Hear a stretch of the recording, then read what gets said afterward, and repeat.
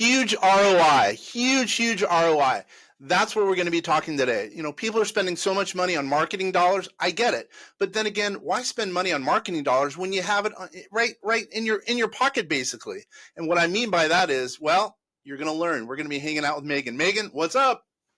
Hey, I'm so happy to be here. Let's talk. Let's talk about putting more money in the pocket.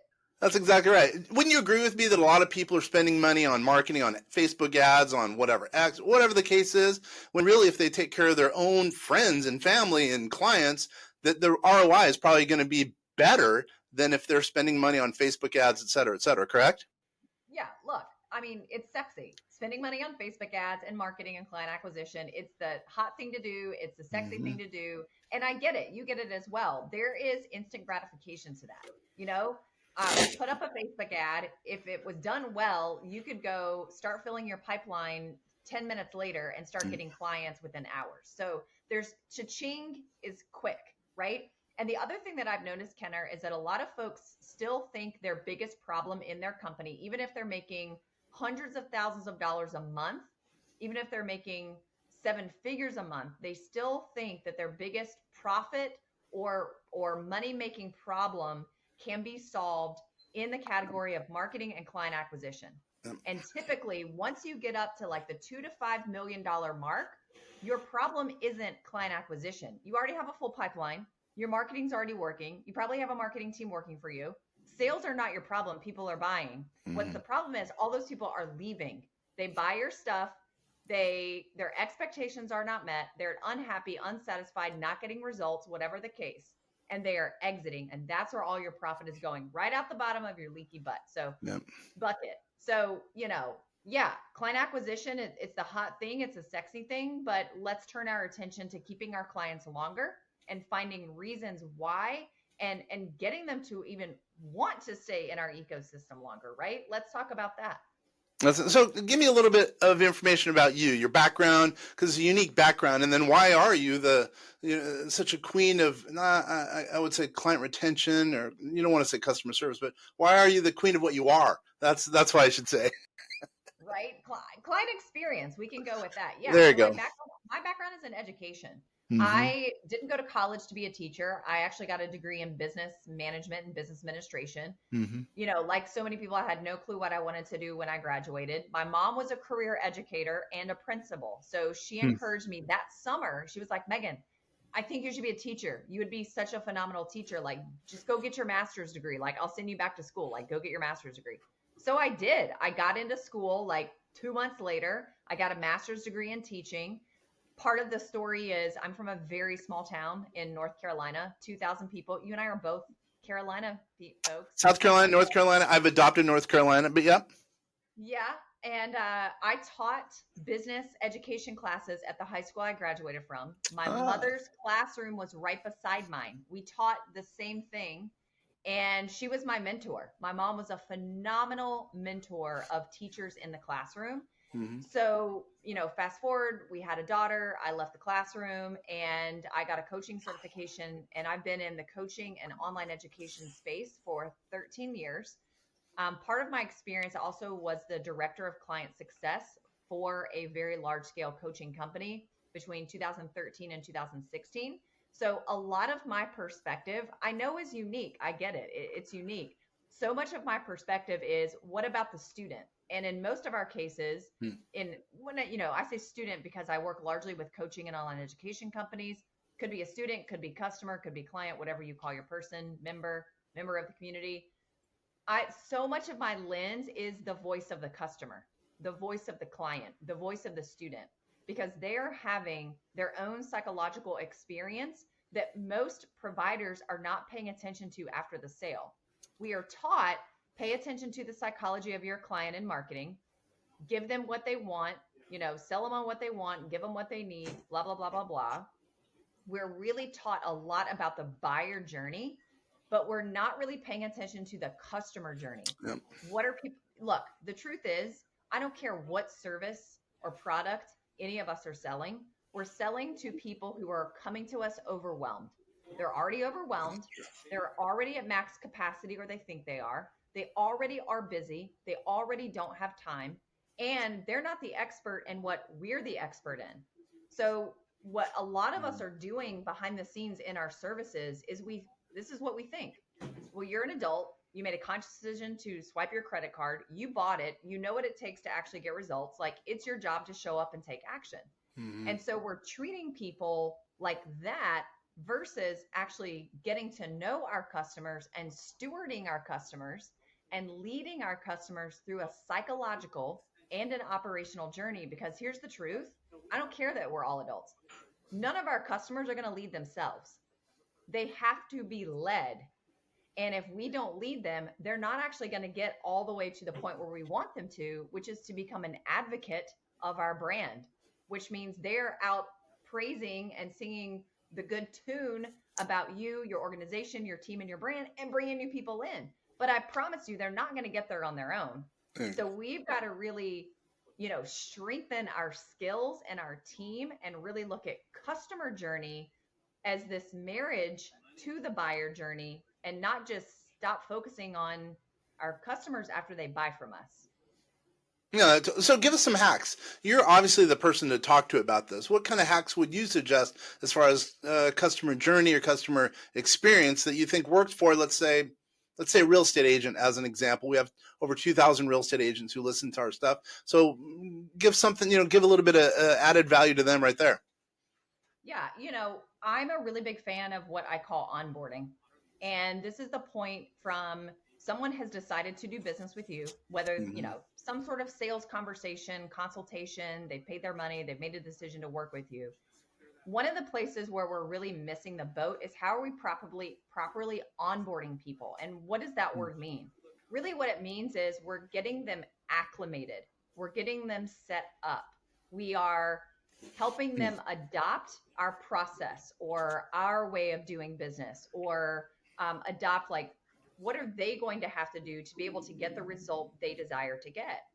And we want that process to be comfortable for the person. We want that process to be something that's going to help them get results quickly, or some sort of quick win. So what is that? I'm a really big believer in first impressions, right? Your onboarding process, that is your first impression. That is your new customer, your new client's first impression of you. So what does that onboarding process or sequence or communication need to look like so that your clients' expectations are being met, so that what you just marketed and sold to them, what you're actually delivering is congruent, and it sounds the same.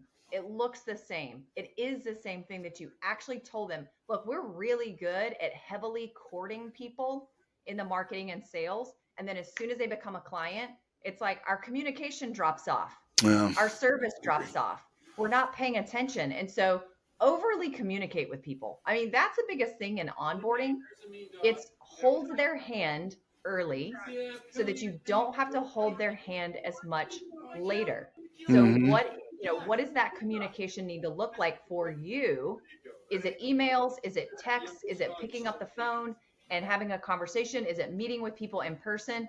And what do each one of those touch points need to cover? So that, again, go back to what I said, everybody coming to us, no matter what our business is, they're overwhelmed people. They're overwhelmed. They're at max capacity. They don't want to have to nobody's buying something because they want to have to figure it out on their own. They would have already figured it out. So how can we simplify? Yep. How can we streamline? How can we create a system that's very easy to follow, that is step by step? And I'm not saying dumb it down. I'm not saying act like people are in kindergarten. You don't have to talk to people that way. But how can we really lead them through this onboarding experience such that they feel taken care of? Yep. They feel like they know what's going on. They know what you're up to. You're communicating to them, and they can see and tell that progress and improvement is being made, because adults have to see that they're making progress and improvement. So how can you communicate that to them or show that to them visually? Hey, progress has been made. I'll give you an example. I have a few times. It's not in a while. I haven't done this. I've not ordered a Domino's pizza in a really long time. Okay. But they have this whole promise around, if you don't get your pizza delivered to your front door in 30 minutes, you get it for free. Well, when you order your pizza online, you can then like look at this portal and there's a timeline and it tells you like Jerry just got your order. Martha is getting your ingredients ready. John is making your pizza. Your pizza's in the oven. Sally has left with your pizza. Like I will watch it. And so in a way, that's almost like your Domino's onboarding experience. I can see the improvement. I can see the progress. I know when I'm going to get my pizza. So I'm not over here thinking and wondering and making up stories in my mind that aren't even true. And that's what all of our clients are doing. They're telling themselves stories that are not true unless we are the ones showing them the process and communicating it with them. Yeah, that's a very good point. I just heard that, as a matter of fact. I didn't even thought about it until just recently when I heard that. Now as consumers, we're getting we're kept not in the dark, but very opposite. We're being kept up to date as to what's going on all the way along the line. And I think me as a consumer, I like that. But then again, I would also think, not then again, but I think that the customer journey for us, no one's a client until they've given us 3 referrals. So they have to be a quote client in the traditional sense for a while. And so we're always working the client, trying to make sure they're taken care of for them to give us, 3 referrals, and then they become a client. But I think you're right. It's the onboarding where they most love you for the most part. They really love you at that point. And then hopefully you're getting referrals and you're, concreting the relationship, and then you're going to be off and running as a result of that right off the bat. Your onboarding comments very, very good. Oh yeah, and I mean you brought up referrals. I think also people wait way too long to ask their clients for referrals. They wait really long. You don't have to wait until they get the biggest result that you promised them. That's why onboarding, we really want to design it such that progress is being made, improvement is being made, they're getting some quick wins, and you want to like strike when the emotion is higher. We don't want to strike when the emotion is low, because here's the truth too. Clients are going to experience low points with us. Well, it's not all going to be happy and hunky-dory and they're just hitting all the marks and the milestones and everything's working out in their favor. It's like a roller coaster. It's up and down. So, you can actually weave in pretty early on. Now you've got to strike when the iron is the right temperature. You've got to kind of enter that conversation in the right moment. But when you have done well by your client and your client has experienced some quick wins, you've got an opportunity right there to ask for referrals. Right then's the time to do it too. I love it. Yeah. What about so? What's another tax hack? What's another hack as far as customer journey, customer experience that can add value to, let's say, a real estate agent who's a pretty big real estate agent with a big team? Let's just say. Yeah. Client experience and client success and your clients getting results, it really does start at the company level. So I think one of the easiest places to start, you mentioned like somebody who has a team of people, become a client-centric company. Well, how do we do that? It's really simple. I'm sure if you're listening to this, and I hope if you're listening to this, you are already holding team meetings, whether it's once a week or it's every day you're having a team huddle, but you're more than likely, if you've got a team, you are having consistent team meetings. What happens in a lot of companies is you've got all your different departments. You have marketing, you have sales, you have HR, you have finance, you have client success, you have all your different departments, and they're all siloed out. And they're all kind of working in their little lane and their little silo, but they're not actually communicating with each other. And so you really want to bring together all of the departments, including your client services or client success or whatever you call that department, because that person in that department actually knows your successful client better than your marketing team does. They really do. Who's working with the people who are your amazing clients? Who's working with the people who, are your pain in the tail clients, or the clients who aren't engaging or aren't showing up? Who knows the client that you want to keep acquiring better than anybody else on your team? Yep. Who knows the success that your clients are having better than anybody else on the team? It's who's working in client services and client success and client fulfillment, who's over there.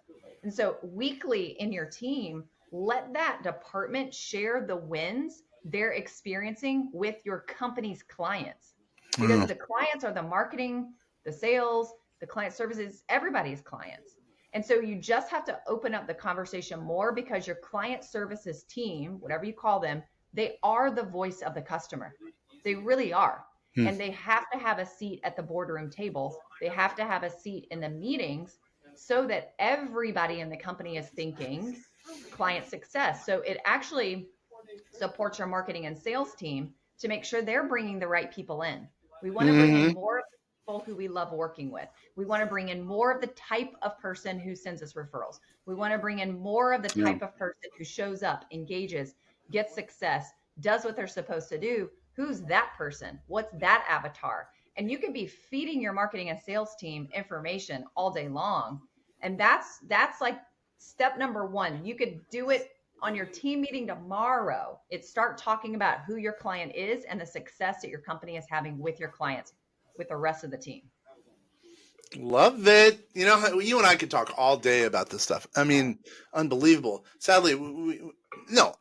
How does someone get a hold of you? Someone should be working with you. If they're any kind of a business owner and they want to actually have a good ROI on top of their spend, they should be talking to you. How does someone get a hold of you? Yeah, great question. So you can go to my website. It's meganjohnsonhuber.com if you like to do that. I'm also very accessible on social media. So if you're on LinkedIn or Facebook or Instagram, Megan J. Huber, send me a DM. You will get the fastest response from me if you hit me up on social media. All right. How do you spell your name, by the way? Megan, Megan, middle initial is J, last name is Huber, Huber. And I'm not just saying, you know, what you're saying makes sense. You know, if I would have met you before we brought on our two customer service people to help us, I would without a doubt would have gone with you, because it's very important that we take care of the clients, because you take care of the client, they're going to be with you. Long-term value of a client's huge. Number one. Number two, get referrals, get good positive reviews that adds up. It's like a snowball. Gets bigger and bigger and bigger as it rolls down the road or down the whatever. And I totally agree with a lot of the concepts you've talked about. And the nice thing is, I'm actually glad we're cutting it off a little bit, because if people want to talk to you, they need to get a hold of you and engage you, because they will, I'm sure, make some good money based on some of your consultation. Yeah, agree, 100%. Of course, I'm preaching to the choir. Yeah, I know.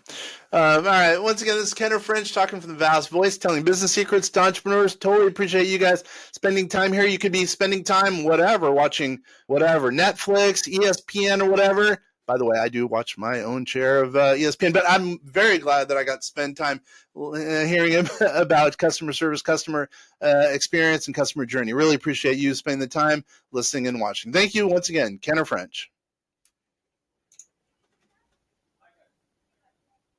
Dude, I appreciate